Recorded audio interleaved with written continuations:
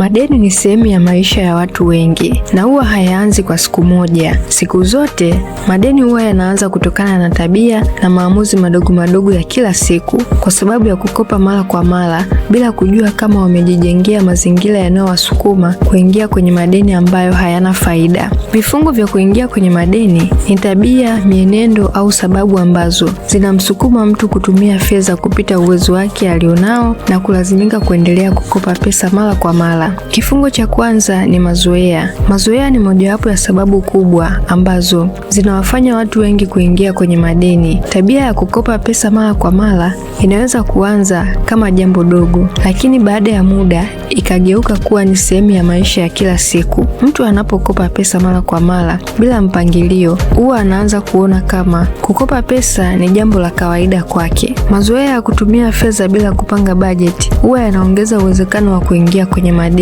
Mtu anaponunua kila kitu anachokiona bila kujiuliza kama ni kitu cha muhimu au sio kitu cha muhimu kwake, matokeo yake analazimika kukopa pesa ili aendelee na maisha yake ya kawaida. Matumizi yasiyo na mpangilio yanajenga utegemezi wa madeni kama chanzo cha kupata pesa. Mazoea mabaya ya kutokuweka akiba huwa yanachangia mtu kuingia kwenye madeni. Changamoto zinapotokea kwa mtu ambaye hana akiba, lazima atakimbilia kukopa pesa. Kifungo cha pili ni kutumia pesa ambazo hauna. Kutumia pesa ambazo hauna ni tabia ya kununua au kutumia fedha ambazo bado haujazipata. Watu wengi huwa wanategemea mikopo na ahadi za kifedha kabla ya kupokea hizo fedha. Hii ni tabia ambayo inachangia kuingia kwenye madeni kwa sababu matumizi yanafanyika kabla ya kupata hiyo pesa. Kutumia pesa ambazo hauna huwa inaondoa uhuru wa kifedha, kwa sababu ukishatumia pesa ambayo hauna na ukishapata hiyo pesa, itakubidi uitumie hiyo pesa kulipa madeni na kujikuta kila siku unafanya kazi au biashara na faida yote inaishia kwenye madeni. Kifungo cha tatu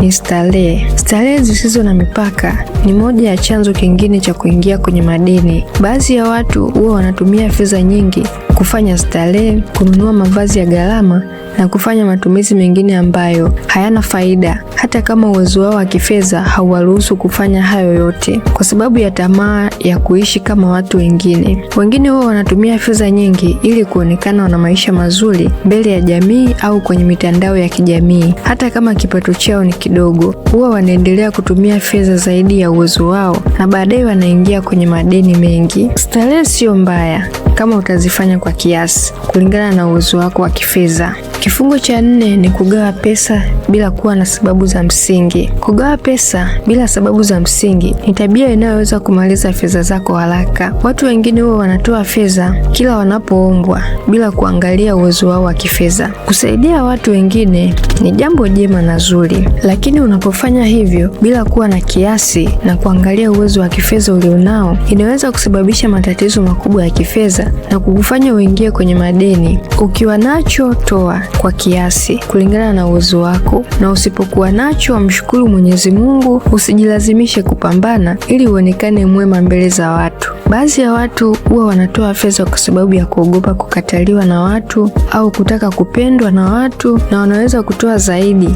na wanaweza kutoa zawadi za gharama kubwa au kukopesha fedha ambazo hata wao pia wanazihitaji, na mwisho wa siku wanajikuta wameingia kwenye matatizo ya kifedha yanayowafanya waingie kwenye madeni yasiyokuwa na ulazima. Kifungo cha tano ni kuishi juu ya kipato. Kuishi juu ya kipato ni kutumia fedha nyingi kuliko kiasi cha fedha ambacho unakipata. Hii ni moja ya sababu inayowafanya watu kuingia kwenye madeni. Mtu anaponunua vitu vinavyozidi uwezo wake wa kifedha, matumizi yake huwa yanakuwa ni makubwa kuliko mapato yake. Kuishi juu ya kipato huwa kunamfanya mtu ashindwe kuweka akiba au kuwekeza kwa ajili ya maisha yake ya baadaye. Kuingia kwenye madeni mara nyingi huwa inasababishwa na tabia na maamuzi ya kifedha ambayo yanaweza kuepukika. Mazoea mabaya, kutumia pesa ambazo hauna, kupenda starehe kupita kiasi, kugawa fedha bila sababu za msingi na kuishi juu ya kipato ni vifungo ambavyo vinaweza kumuingiza mtu kwenye madeni. Ili kuepuka haya yote, unatakiwa kujenga nidhamu ya fedha, kupanga bajeti, kuweka akiba na kutumia fedha kulingana na uwezo wako. Ukifanya hivi, itakusaidia kuepuka madeni ambayo hayana ulazima.